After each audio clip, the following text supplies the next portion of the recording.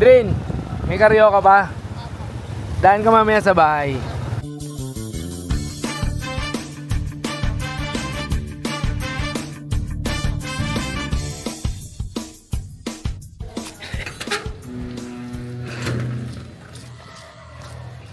Dito tayo, Drin, no? Mainit eh. Sama mo si Baby Ama, ah. Si Aizen. Aizen, di ba? Tama? Apo. Okay, tingnan natin kung anong tinda nyo muna. Nakapaglako ka na? Apo. Okay. Ang dami pa, ah. Hindi yata magaling magbenta to eh. Magaling magbenta, Aizen? Ha? Ano bibili natin, men? Ilan? Karyoka. Karyoka lang? Ano meron? Nanak ko talat karyoka po. Makain ka ba yan? Gusto mo ba ilibre kita? Okay. Anong gay? Yun! Eto na yung sisimulan natin, kumain.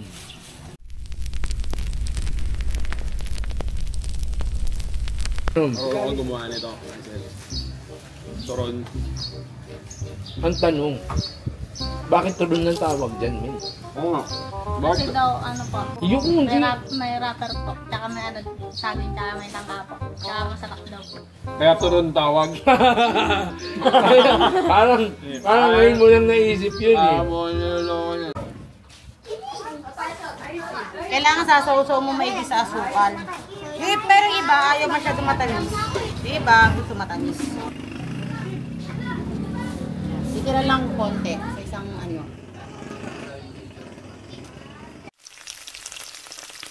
Magkakanin talaga ako ng araw. Palitaw, iko, kutsinta, nung kabata-bata pa ako. Iba't yan. Turon yan, pinaganuhan ko na yan, pinagdaanan ko ng lahat yan bago nila. Oh my God! Wow!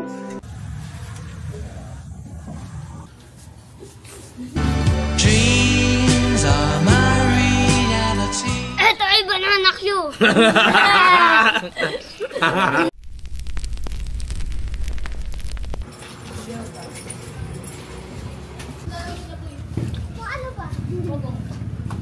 Yan, hanggang sa maluto yan, bubudburan mo lang sa asukal. Depende sa dami ng lalagay mong asukal. Madaling magdagdag kaysa magbawas. Sa tingin mo, doon yan na-invento? Banana Q pa. Alam ba bakit na-invento yan? Bata. Yung mga tao gusto nilang kumain ng barbecue. Ngayon, wala silang pambili ng karne ng baboy. Meron lang sila saging. Baboy? Wala! Ako alam ko po wala. Eh di ba yung barbecue? Yun yung Baboy yun eh. binarbecue nila, yung saging. Kaya tinawag yung banana Q. Kaya ako alam ko kuya. Nilagyan ng stick sa asukal. Kaya banana kasi yung stick kasama doon sa ano. Sa banana Q sa ano. Saan? Saging.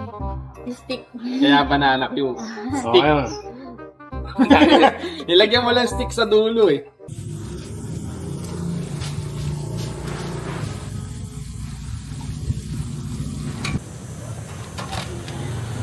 At yung saging kailangan may, hindi lang basta mo tinutuhog din, kailangan medyo maayos yung pagkakatuhog para magandang tingnan ng saging. Eto, banana Q. Yung turon tsaka banana Q. Medyo common siya nakikita sa mga merienda na lugar na merienda na lugar. Yung mga bilihan ng mga merienda. Saging! Saging! Sabi mo, sa aging. Totoo ba yun? Saging lang ang may puso. Hindi naman, depende din sa tao. Kasi hindi naman tayo depende sa saging.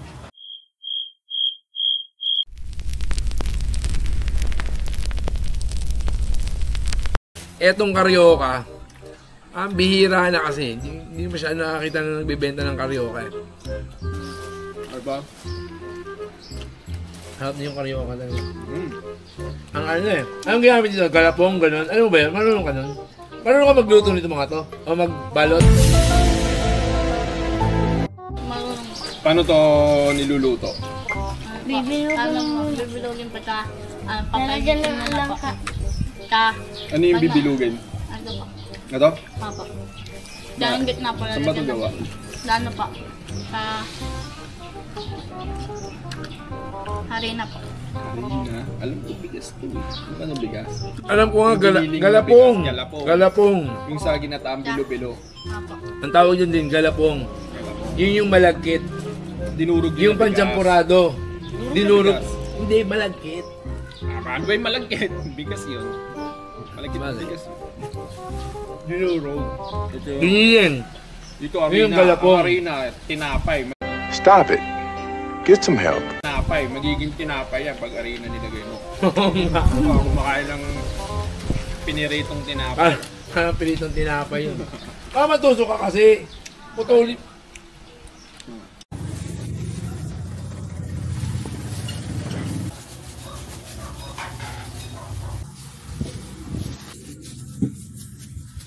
Kilala mo yun? Si Apolinario? Ano yun? Kapatid ng baby ano? Hindi kapatid ni Baby Amay.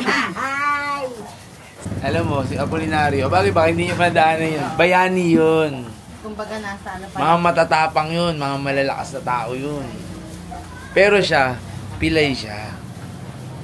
Oo, pero pag nakita mo, nako, pogi yun.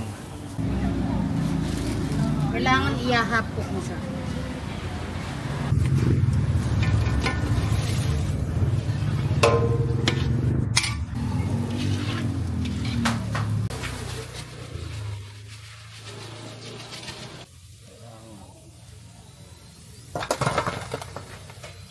Sabihin mo sa akin, Isaac, kung malutong ha.